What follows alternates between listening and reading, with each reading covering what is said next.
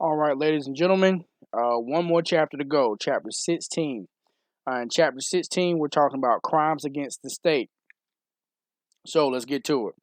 As an introduction, the American colonists adopted a constitutional system intended to guard against the excesses of governmental power. However, the colonists also appreciated the need to prevent and to punish domestic threats to the government.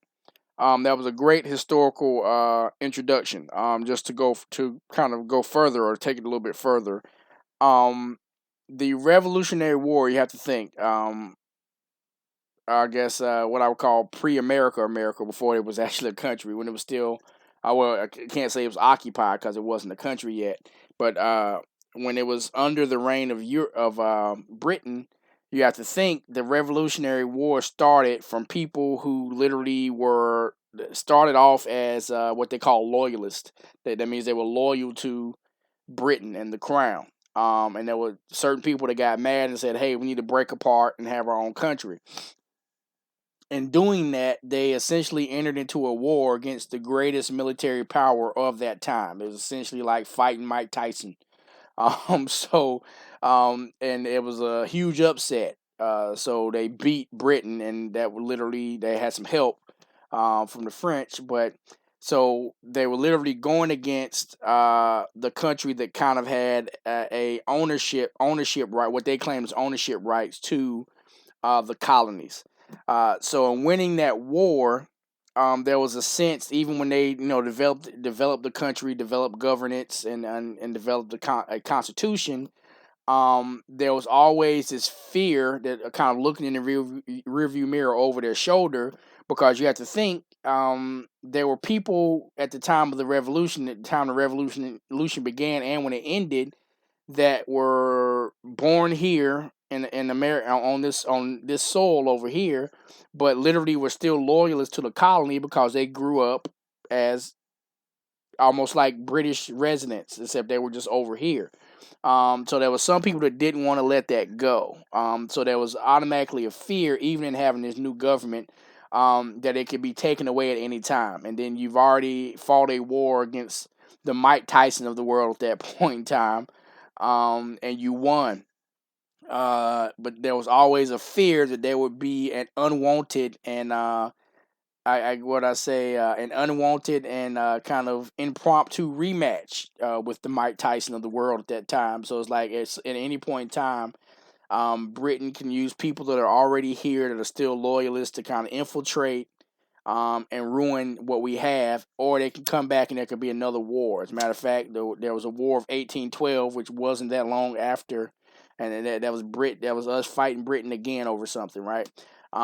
So I say all that to say that is the historical context for some of the things that America wanted to protect itself from, and even to this day, there's no country that doesn't want to protect itself from a coup, from being overthrown, or the country losing governance.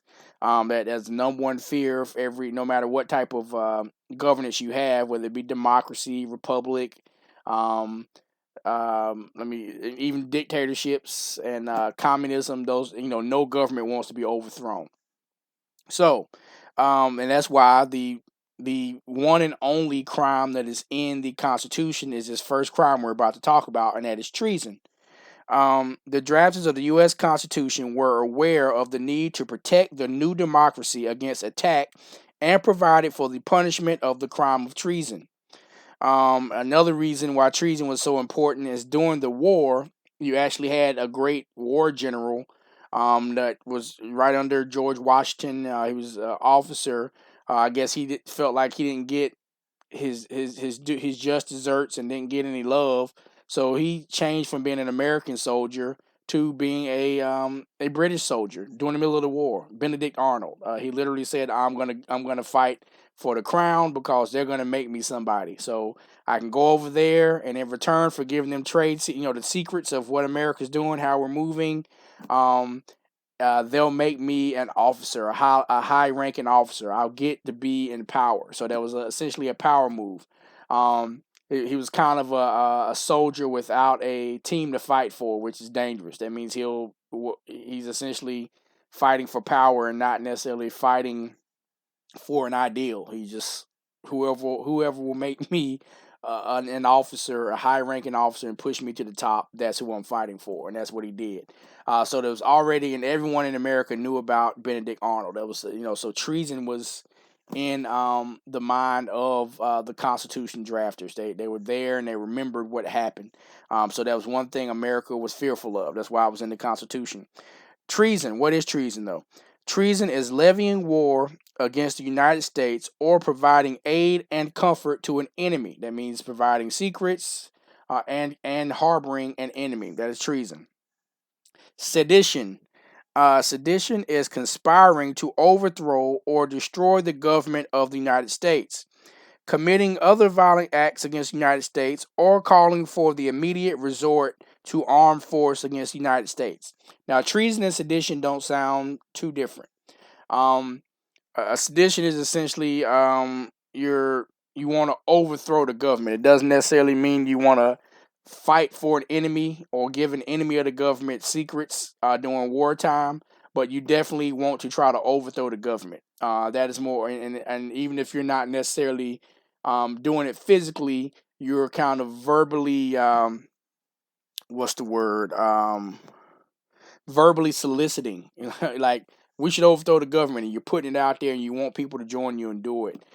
So sedition can also, it's not just act. Sometimes it can be what you say. Sabotage.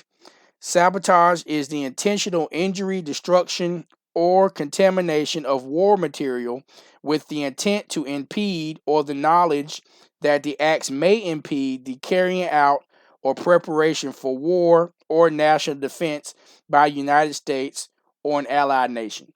That would be akin to if we were getting ready to fight someone and someone going through and taking all the ammunition from out of the gun. So when it's time to fight, we think we locked and loaded, and we don't have any ammunition. So you've done something to impede our ability to defend ourselves or to in furtherance of our conquest and war. That is sabotage. Sabotage in peacetime is the intentional injury, destruction, or contamination of national defense material with the intent to impede national defense. So it may be giving secrets or doing something to slow down national security, or exposing a breach in national security, or causing a breach, or kind of showing weaknesses. Because the one thing about this computer age, of course, the government is definitely open to be, I guess, infiltrated by computers. No computer program is perfect. So if you have these people always trying to find that weak spot, sometimes they expose the weak spot, and that is another form of sabotage. At least in modern times. Espionage. Espionage is essentially the long word for spy. So when we say spy, spy is short for espionage. Espionage is the giving of information to a foreign government with the intent or reason to believe that it will be used to injure the United States or to advantage a foreign country. A mere intent to convey information is sufficient in wartime. So you're essentially spying and giving secrets to the opposing side, and even if it's not during a war, if you're spying and giving secrets to anyone else, that you're a spy. So you see these spy movies, James Bond, he's essentially a spy, he is a spy. He hasn't always been a spy in the movie, but sometimes he's trying to catch spies, people who are either double agents working both sides, or trying to sometimes even sabotage his government. That's where spy. That's when we say spy. That's where that comes from. Espionage. Terrorism. Federal law defines international and domestic terrorism. Such acts must be intended to intimidate or coerce a civilian population, to influence government policy, or to affect the conduct of government. So we talk about 9/11. Essentially, what that was an act to put us all in fear. It did shut down the government for a few days. It also affected how we travel. It created new rules about going through an airport. I remember there was a time when you could literally walk all the way, whoever you were taking to the airport, you could park, walk with them all the way to the gate and stand out there and watch them board the plane. But once 9/11 happened, it's like, well, we don't want anybody to get anybody or everybody or anybody just to get past a certain point. So they had security checkpoints because of what happened during 9/11. So it changed the way we travel, and it changed our overall sense of what would I say, security. Um, people liken it to when Japan attacked America, but the thing about it is the Japanese attack was an outright direct military bombing or attack, right? So it's like one military versus the other. What was so scary about 9/11 is this was like a hidden splinter cell. So so your sense of security is definitely affected because there are people you think may be an enemy, and that also created kind of this xenophobia that's now here now 9/11 because now everyone is brown. He's Arab, so he's a terrorist. It kind of created xenophobia. Because xenophobia, a lot, phobia meaning fear anyway. It comes out of fear. So you'd be surprised how people act when they're acting in fear, and it did create uncomfortable situations where now because we didn't know who the enemy was. You don't know who's going to be on the plane and try to take it over. That made traveling scary. It made everyday life scary. I remember there was fear that there would be some type of nerve gas or some type of attack, and so they even had codes. Like today, we're at code red or code orange. I mean, it's a high level. You could be attacked. America could be attacked. So stuff like that. I think it was good and bad to have that stuff because I don't think we needed to forget what happened. So we need to always be reminded that, hey, be vigilant. But I think having like the color code things kind of made us, when you start the day off and there's a briefing, this is an orange day. Now I'm starting my day off thinking, is America going to get attacked? As opposed to me starting my day off thinking about what I have to do at work, and the enjoyment of my day. So I think it kind of put us in a place where they could almost put us in fear by saying a color, right? It's a red. We're under red. We're under level red threat. We think it's highly likely we could be attacked, and it's like, and most of the time, well, all the time we weren't attacked, but that kind of gives us an understanding of the mindset. But so that's what terrorism does. They want to change your way of life. They want to affect or scare the civilian population and influence government policy, and it definitely did, and affect the conduct of the government.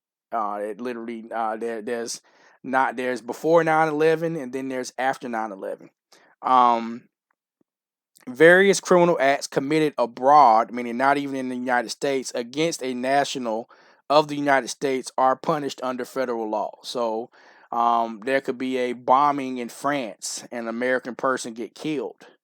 And America will then, try to have jurisdiction over that person or try to go after that person. They can. Um, Criminal acts transcending national boundaries committed partially abroad and partially in the United States are also punishable under federal law. The threat or use or conspiracy to use weapons of mass destruction within the United States or against an American citizen abroad is punishable by federal law. So what they've done is of course, now for it to be punishable, that means um, that our government would also almost have to have a treaty or an agreement with this, an extradition agreement with this country, and not just extradition, but also the ability to go into that country to, I guess, apprehend someone, a suspect as well, which is big. So that means another country would have to say, hey, you can come into France and look for this person that did this. Um, so that's big. That means, you can't, go into another country to search for someone without it. There's not any consent for you to be in this other country, um, searching for someone and investigating that may be akin to espionage, right? Against that country. So it's a very fine line. Um, All right, various criminal acts directed against mass transportation systems and the harboring or concealing of terrorists are also federal offenses. Um, Federal law makes it a crime to intentionally or knowingly provide material support for acts of criminal violence or to foreign terrorist organizations. So you can't support, and actively support and provide, material support. So material meaning important support, something that helps in furtherance of what they're trying to do. Um, of acts of violence anyway, right? So even, so not only that's already illegal, but you also can't support and provide material support to in furtherance of a terroristic act as well. Um, Virtually every state has also adopted its own terror statute. So those are the crimes against the state. So we talked about treason, which is, now remember that you may be asked a question: what is the only crime defined in the United States Constitution? That's the only crime that is defined in the Constitution. Treason. Treason is very important. Think about Benedict Arnold. So treason is very important. Talked about sedition, sabotage, espionage, and terrorism. So only about 4 or 5 things we talked about. So that is it. That is the end of the book. That's chapter 16. As I say before, at the close of every lecture, please make sure you read this stuff, because my lecture is nothing more than a supplement to the reading. Now, also, let me see here. I also want to make sure you know where you can go do some extra studying, and not just with me lecturing, but also find some extra supplemental learning material. Um, let me see how close I can get the book. See if you can read it. Probably can't.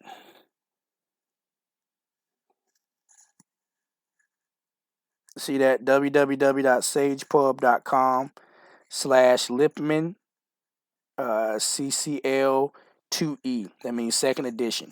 Right here. It's a little orange writing right there. Can you see it? Okay. So what you do is you go in, and you would go on to the student portal. So you click the student tab, and you would actually have access to online learning material. They have chapter outlines and reviews, so you can learn. You can look at this stuff and kind of commit it to memory or learn it. Um, then they also have review questions at the end of every chapter, and I know I say it ad nauseum, but if you do review questions for every chapter, um, I'm not going to tell you which questions I use, but you definitely are going to run into those questions again. So the questions from this website, the website I just gave you, that's www.sagepub.com/Lippman Lippman CCL the number 2 and then E. So that means Lippman Contemporary Criminal Law Second Edition. So you look that up. Of course, you go, do that. Student portal, and in every chapter that we discuss, there's extra learning material for that on that website. So that is the end of the textbook. We'll be talking about what else needs to be done as far as writing assignments and stuff like that. So you just await further instruction. But you guys be good. It was a pleasure teaching you, specifically teaching from this textbook. I enjoy Professor Lippman. I think he writes very good textbooks, and I think um, it makes me look like a sharp professor, but actually he's a great textbook writer. But I think I'm all right. But y'all be good. Take care.